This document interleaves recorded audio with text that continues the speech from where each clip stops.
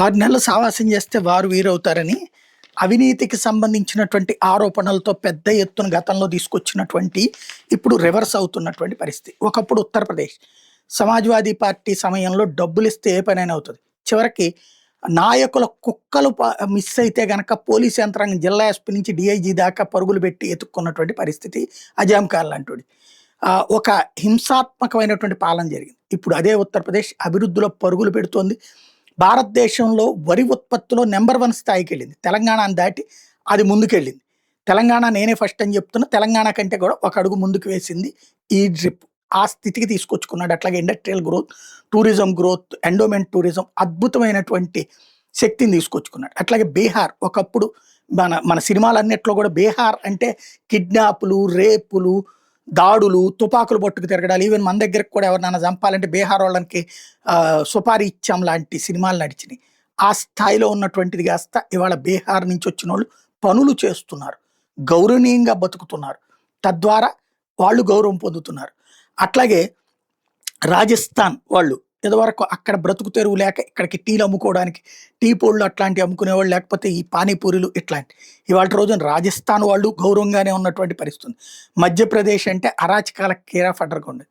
ఇవాళ రోజున ఆ రాష్ట్రాల పరిస్థితులు మారినాయి. బీజేపీ ఒక సిస్టమేటిక్ డెవలప్మెంట్ రూట్లోకి తీసుకొచ్చింది. అదే సందర్భంలో ఇప్పుడు ఒకప్పుడు అద్భుతమైనటువంటి పేరున్నటువంటి కేరళ ఇవాళ రోజున ఏంటి highest corrupted government in country అన్నటువంటి స్టేజ్కి వచ్చింది. చివరికి శబరిమలలో ఆలయంలో మొన్న ఏదైతే ద్వారాల దగ్గరదైతే ఇప్పుడు లోపల ఉన్నటువంటి స్తంభాలకు సంబంధించిన బంగారాన్ని కూడా గీక్కుపోయారట. అదంతా ఇప్పుడు సిటీ దర్యాప్తులో తాజాగా తేలినటువంటి అంశం. ప్రభుత్వమే అవినీతికి పాల్పడుతున్నటువంటి స్వయంగా ముఖ్యమంత్రి పిఏనే బంగారం స్మగ్లింగ్లో అరెస్ట్ అయినటువంటి సందర్భంలో సస్పెండ్ చేసేసి సరిపుచ్చినటువంటి స్టేజ్. కేరళ నామ్కే వాస్తే డెవలప్మెంట్ అక్కడంతా అవినీతి మయంగా మారిపోయినటువంటి పరిస్థితి కనబడుతుంది. అదే సందర్భంలో కర్ణాటక చక్కగా పరిశ్రమలకి కేర్ ఆఫ్ అడ్డర్. ఇప్పుడు ఆ పారిశ్రామికవేత్తలే బహిరంగంగా సోషల్ మీడియాలో పోస్టులు పెట్టి మరి అక్కడ జరుగుతున్న అరాచకాలను ప్రశ్నిస్తున్నారు. ఒక చదరపు అడుక్కి ఇదివరకటి రోజుల్లో వీళ్ళంతటి వీలుగా వెళ్ళిస్తే తీసుకునేటటువంటి స్టేజ్ నుంచి ఇప్పుడు చదరపు అడుక్కి 300 రూపాయలు డబ్బులు ఇస్తే కానీ పర్మిషన్ ఇవ్వనంతటి స్థాయిలో అవినీతి రియల్ ఎస్టేట్ దగ్గర నుంచి బిగిన్ చేస్తే ఇందు గలడందు లేడని సందేహం వలదు, ఎందెందు ఎతికినా అవినీతి కలదు అన్నటువంటి స్టేజ్ వచ్చింది. ఇప్పుడు తమిళనాడు పరిస్థితి అయితే దారుణాతి దారుణం. హిందుత్వ ద్వేషం అభివృద్ధికి అధోగతి పాలైపోయింది, తిరోగమనం పాలైంది. హింస అనేది ప్రజ్వరిల్లుతోంది, విచ్చలవిడిగా జరుగుతున్నటువంటి పరిస్థితి. తెలంగాణ ఈ మధ్యనే ఆ స్థితికి తీసుకెళ్తున్నారు రేవంత్ రెడ్డి.